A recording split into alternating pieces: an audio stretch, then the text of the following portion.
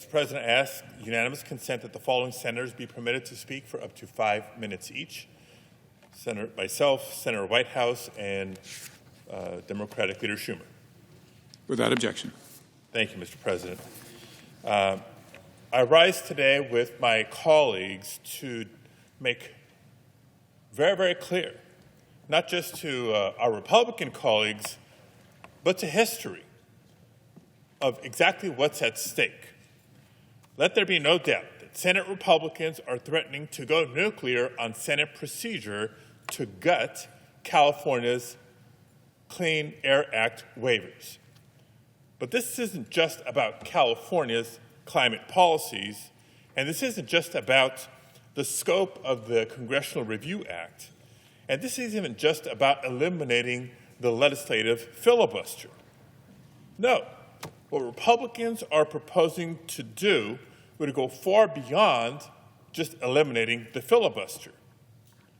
If they insist on plowing forward, federal agencies will now have unilateral power to trigger privilege on the Senate floor with no institutional check from the legislative branch.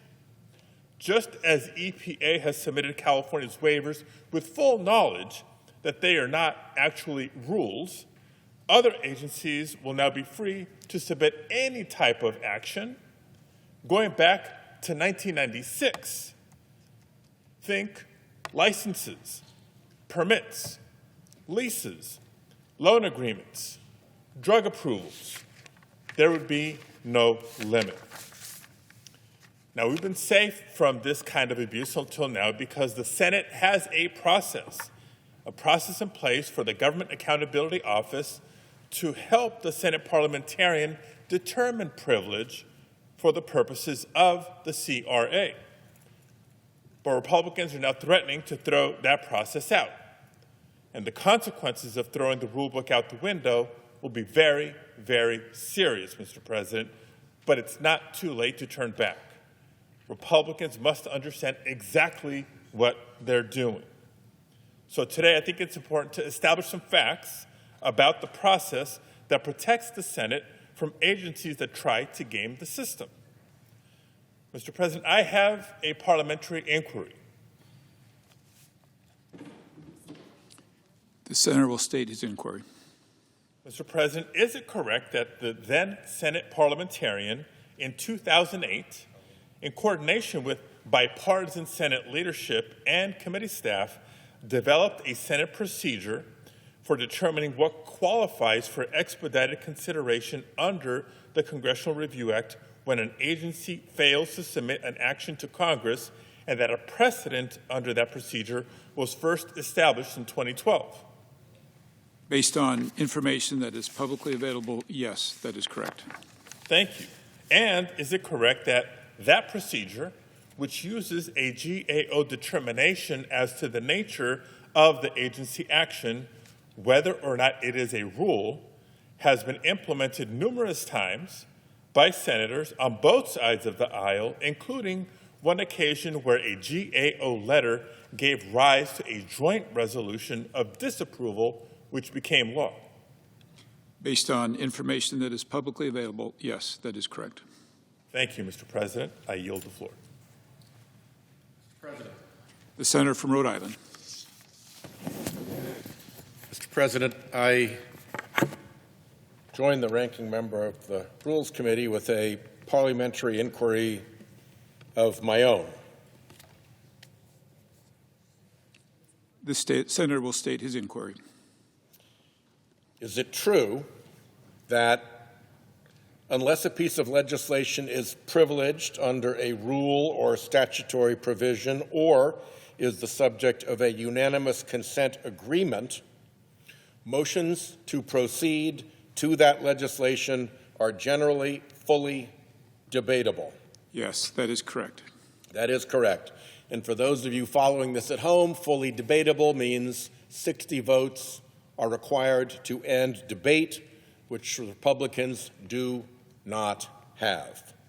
Mr. President, I have a further parliamentary inquiry. The senator will state his inquiry.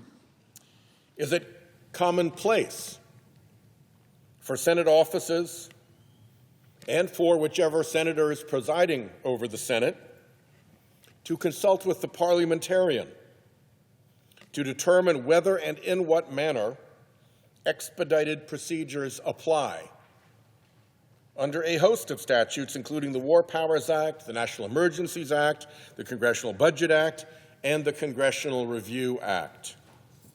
Yes, that is correct. Again, for those of you following this at home, means that this is the commonplace way in which the Senate operates, and when it becomes the parliamentarian's call on a matter and not anyone else's call. So, in the Congressional Review Act matter before us, here's what happened. Both sides drafted written memoranda to the parliamentarian. Both sides presented oral arguments to the parliamentarian.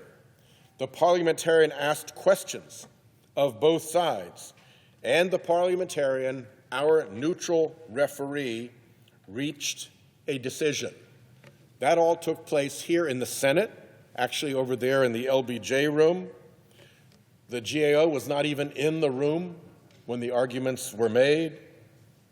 And that decision, the decision of the parliamentarian, is what is now at hand in what is about to happen here in the Senate. And with that, let me note the presence on the floor of the Democratic leader and yield the floor. Mr. President. The Democratic leader.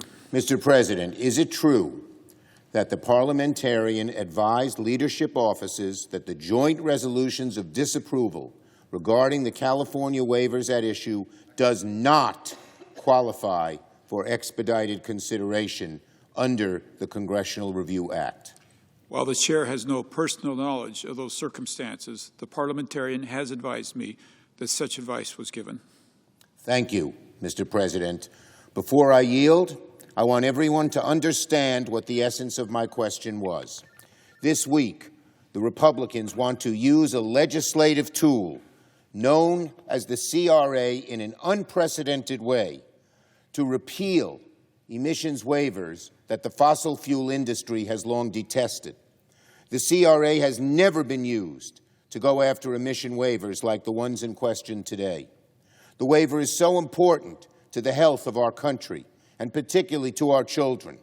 To go nuclear on something as significant as this and to do the bidding of the fossil fuel industry is outrageous.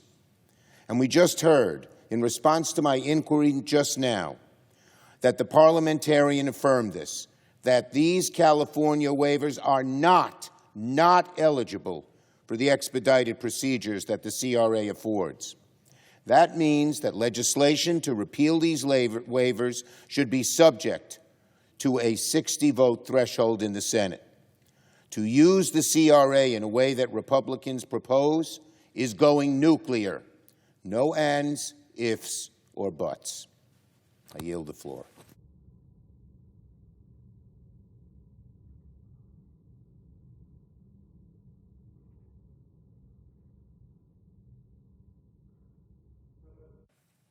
The senator from California. Mr. President, I wonder if any other member of this chamber grew up like I did, where on a pretty regular basis we would be sent home from grade school because of the intensity and dangers of smog that settled over the San Fernando Valley, the city of Los Angeles.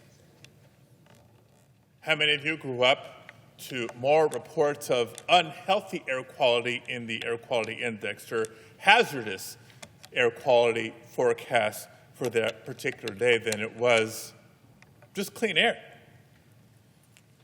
But that's the case for far too many Californians still to this day. But it's the reason why decades ago Congress recognized both California's unique air quality challenges and its technical ingenuity and granted California special authority to do something about it. And thanks to the bipartisan Clean Air Act of over 50 years ago, California has had that legal authority to set its own emission standards, to petition and be granted waivers to be able to show leadership for over 50 years. Because Congress recognized, rightfully so, that air quality in West Virginia or Wyoming is different than it is in Southern California. That there's fewer cars on the road in Salt Lake City than there are in Los Angeles. And because California was and still is the center of innovation in the United States. Yet in 2025, it appears that Republicans want to overturn half a century of precedent in order to undermine California's ability to protect the health of our residents. By using the Congressional Review Act to revoke California's waivers that allow us to set our own vehicle emission standards, Republicans seem to be putting the wealth of the big oil industry over the health of our constituents. What happened? Nearly 60 years ago, it was Republican Governor Ronald Reagan who established the State Air Resources Board in California. 3 years later, it was Republican President Richard Nixon that signed into law amendments to the Clean Air Act, fulfilling a promise that he made during that year's State of the Union, that clean air should be, quote, the birthright of every American.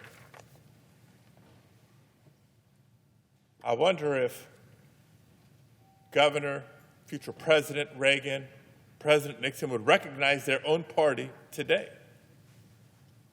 I also want to take a moment to speak to parents of young children, not just in California, but across the country. Because parents are rightfully concerned about the safety of what our children eat, what medications they take.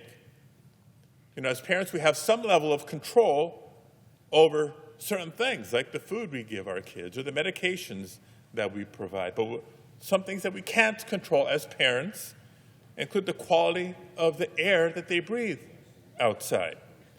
We can't individually control the toxic nitrogen oxides, the carbon monoxide, the sulfur dioxide, the benzene and particulate matter that flood into our air and into our children's lungs.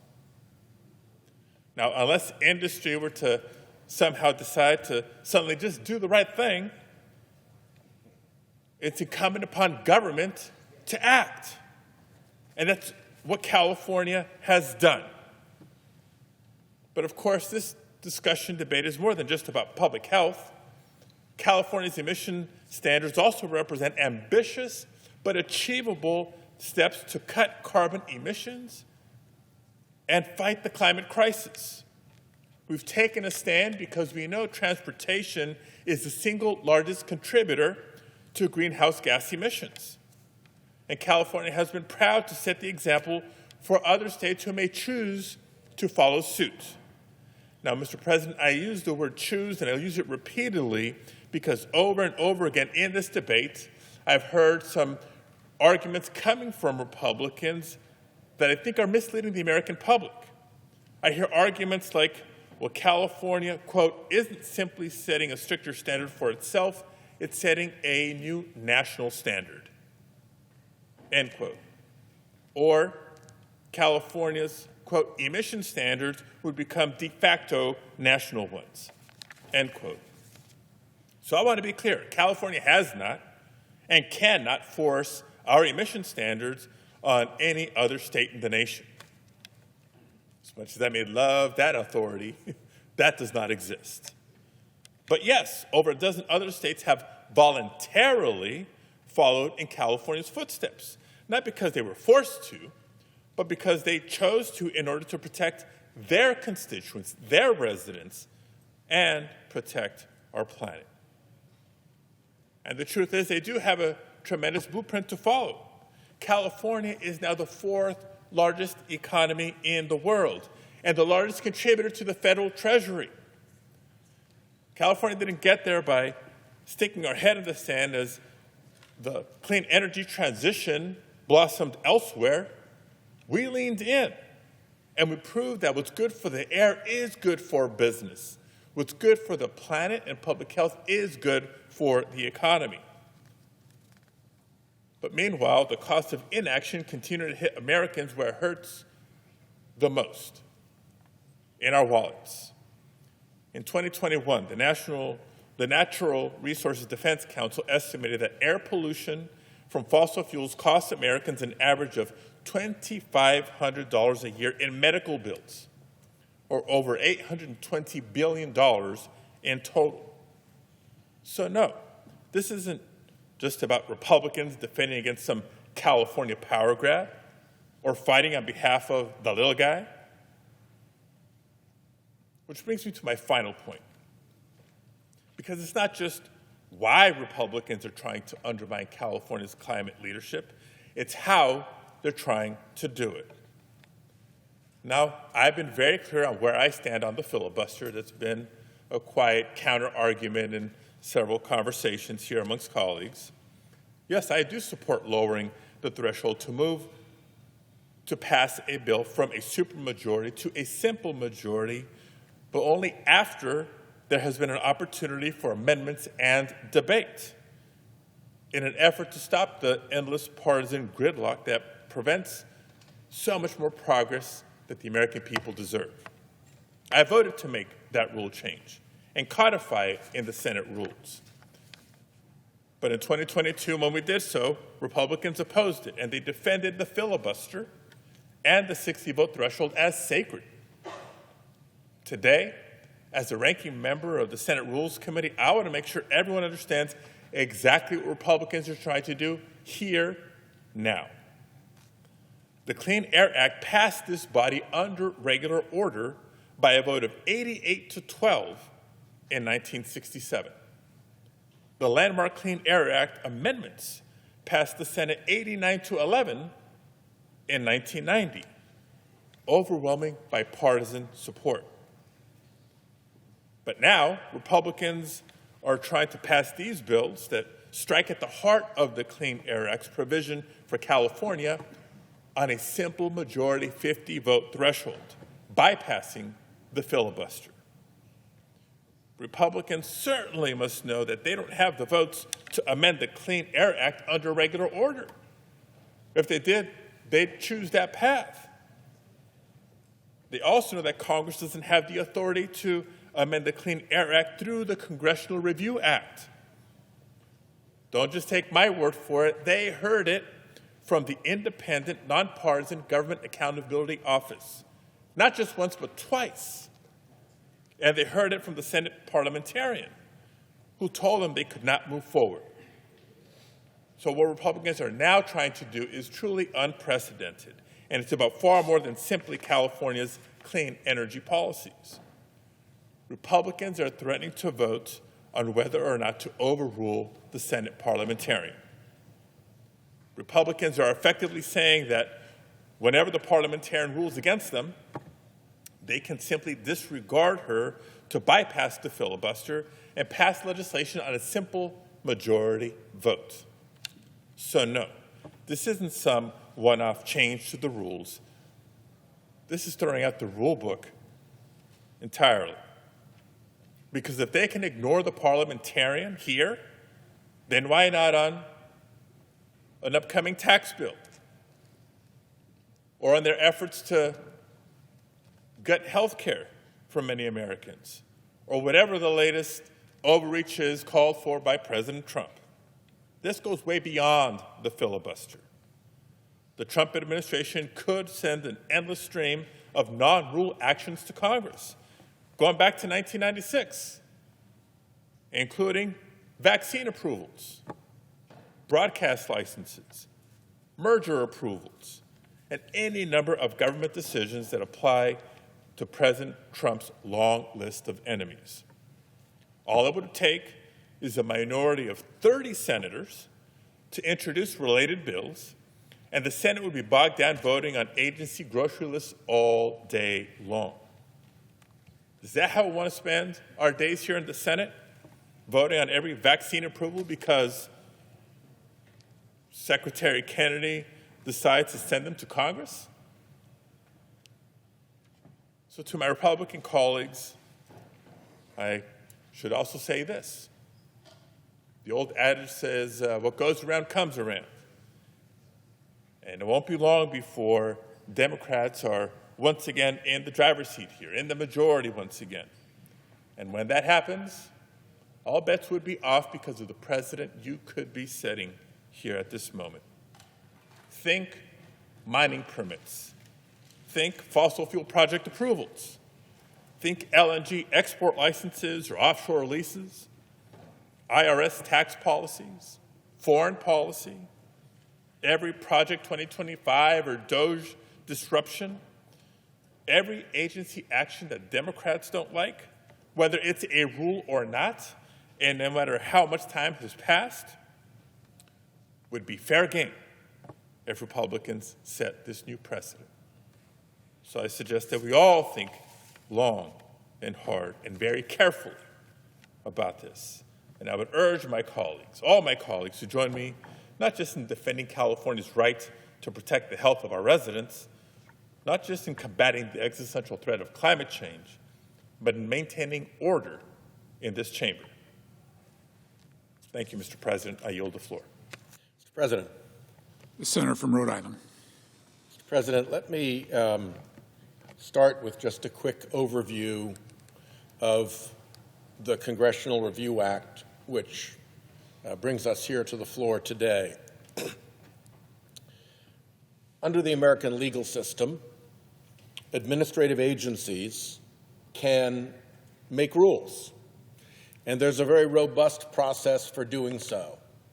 The agency often gives a notice of proposed rulemaking so the world will know what they're considering doing, and then solicit comment from affected stakeholders, the public, a wide variety of people. So you start with an agency that seeks to make a rule. They have to follow the processes of the Administrative Procedures Act, which is a very careful statute, well policed by the courts, with a very robust precedent around that.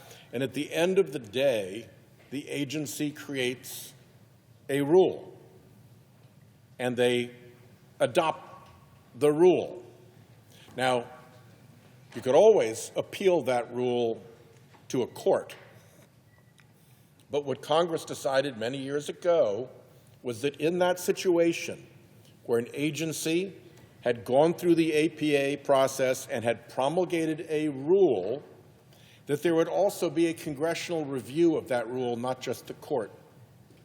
And the filing of the rule here in Congress triggers a period of review in which senators or members of the House can call up the Congressional Review Act and seek to disapprove the rule.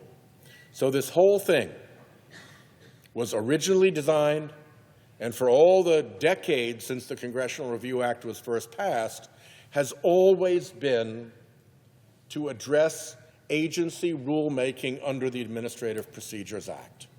Well, the fossil fuel industry pretty much runs the Republican Party here in Washington, and for a long time it has objected to California having clean air standards that many states, including my state, voluntarily follow because it's good for the health of our people to have clean air. It's good to have less smokestack emissions, less exhaust emissions, but it means less gas sales for the fossil fuel industry. Efficient cars may mean lower costs for consumers, but those lower costs for consumers are lower sales for the fossil fuel industry. So the majority here has decided to jump outside that tradition, that it takes a rule developed by an agency to kick off the Congressional Review Act. In this case, again, for decades, pursuant to a statute, California has had the right to set emissions standards. And it was never done by rule. It was always done by an executive action, in this case called a waiver. And what's now being done is a real violence to that distinct and clear process. This breaks the Congressional Review Act in at least 3 ways. First, it breaks the time limits of the Congressional Review Act. Again, in the ordinary course, the rulemaking goes through its ordinary process under the APA, and when it's done, it then comes here to the Senate, and we've got a short period of time in which to make a determination whether to try to disapprove it or not. Under the rule that is, under the proposal that is threatened here, you'll be able to take any executive decision in decades. And simply by dropping it into the Federal Register, making that submission and sending it to Congress, let the majority party say, okay, we're going to overrule that. Not a rulemaking, nothing done under the Administrative Procedures Act, just an executive decision. So the window back in time outside of the ordinary 60 days is the first thing that they broke. The second thing that they break is that it has to be a rule. Like I said, pretty much any executive action could be plowed through the process that is being created here. And so, however settled the reliance on a particular permit or a particular license or a particular executive decision from years ago, it's all up for grabs under this. And the third, of course, other than breaking open the time horizon of the Congressional Review Act and breaking open the subject matter horizon of the Congressional Review Act, is to clear out the police of the Congressional Review Act. And that is the parliamentarian who made what, in my view, was not a difficult decision to say, this is not a rule, never was a rule. Year after year, administration after administration, Congress after Congress, California has used this waiver, and it was never a rule. And now, the parliamentarians' plain, clear, obvious decision that this was not and is not and never was a rule is what they're planning to overturn. So you're breaking open the time horizon, you're breaking open the subject matter boundary, and you're knocking out the neutral police officer who's supposed to keep us living by the rules. This does not end well. By the way, I've heard it said that the argument from the other side is going to be they're not overruling the parliamentarian, they're overruling the Government Accountability Office. Well, if that's what they wanted to do, there are ways to do that. If the Government Accountability Office says that the law says a certain thing and we disagree, we can go back and change that law. We can amend it so that it's clear what it is that we want the law to say and correct the GAO decision that way. We could pass a joint resolution that does the same thing. We could even pass a simple Senate resolution, but guess what? All of those things are fully debatable. And as I said earlier, fully debatable means what? They mean 60 votes to end debate, meaning that the minority party gets a vote, gets consideration. They don't want that. They want to ram this thing through for their fossil fuel donors, period, end of story. Don't care what they break. But please, don't pretend that you're overruling GAO. My team, along with Senator Padilla's team, was in the LBJ room making those arguments to the parliamentarian. There was robust debate. We filed briefs. Questions were asked. The whole thing was a very vigorous contest. And she ruled. And she ruled. And GAO was not even in the room. That stage was long since past. The reason we're here is to overrule the parliamentarian. The reason for overruling the parliamentarian is to get a simple majority to get around this. There are other ways this could have been done too. EPA didn't have to do it this way. EPA could have gone through the Administrative Procedures Act and done a proper rulemaking. We could have amended the Clean Air Act and had a proper debate about this on the Senate floor. EPA would have followed regular Administrative Procedures Act order. The debate about the Clean Air Act would have followed regular Senate order. But no. Or the fossil fuel industry could have gone to California and said, hey, things have changed a little bit. We'd like to figure out a way to work with you. You change your rule. They're the real principal party here. Rhode Island follows the California standard. They could have gone and negotiated with the sovereign state of California instead of coming here to just roll the state using a sneaky parliamentary maneuver and choosing to go neutral to do that. So this is not a great day in the history of the Senate. We are opening up a Pandora's box of multiple abuses. And let me just point out that there actually are a lot of legitimate CRA, Congressional Review Act, targets out there. Many dozens of decisions that have been made in this Congress that lend themselves to a proper use of the Congressional Review Act. And guess what? It takes 30 signatures to bring one of those up. The minority can do that.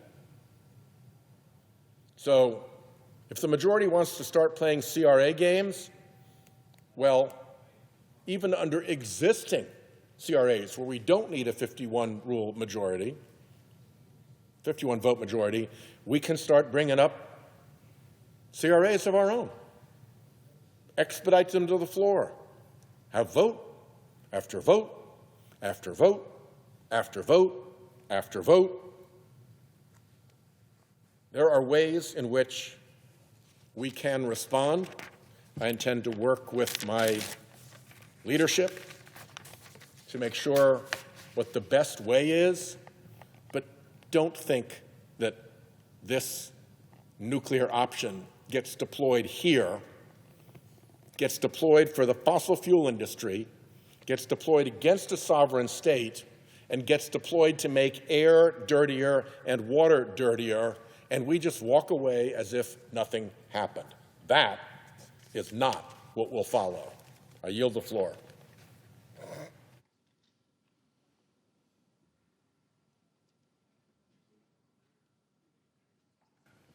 Mr. President. Senator from California.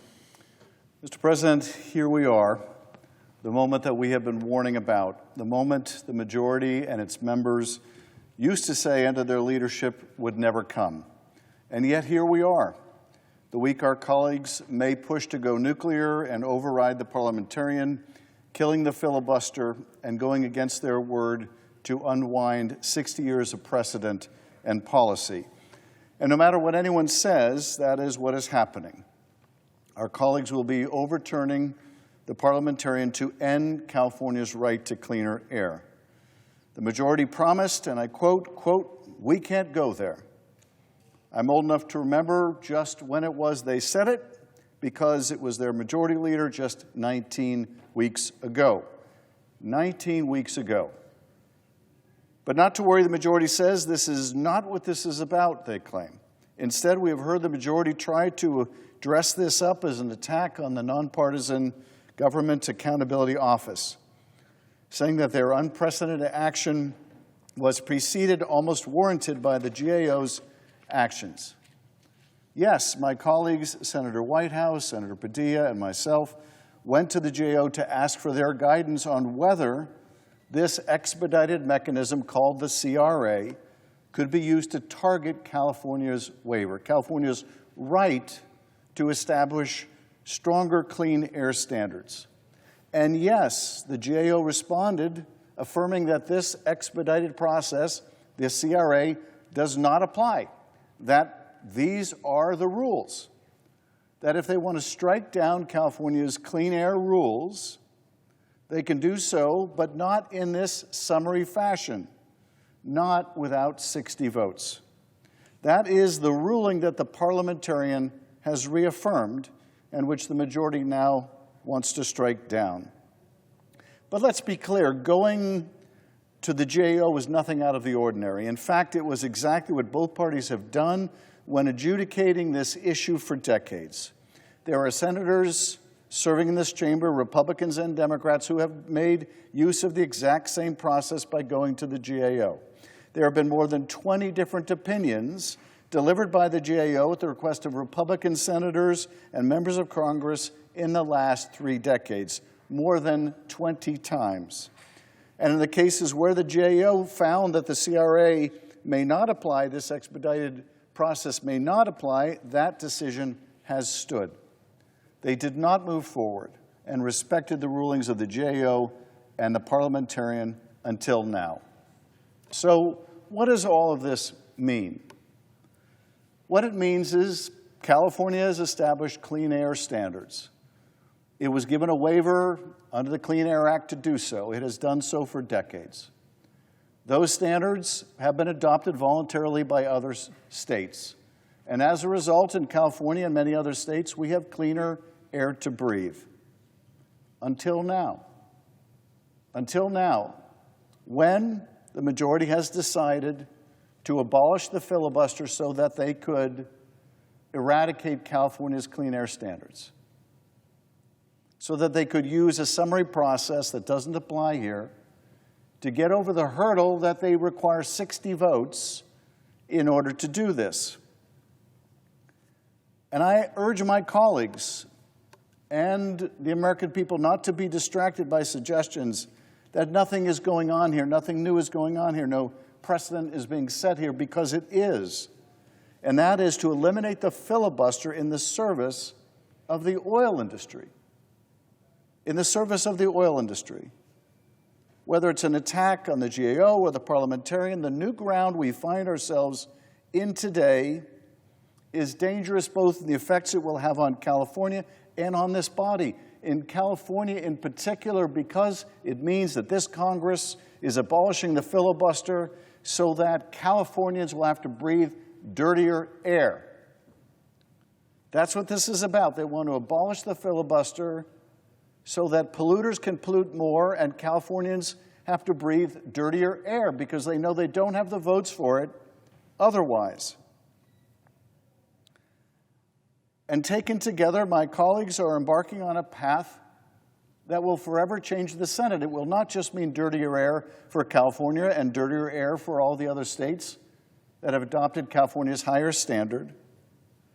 It will also mean that the filibuster is gone for a whole range of things. Now, I represent a state that makes up 1 out of every 10 Americans. It is the 4th largest economy in the world.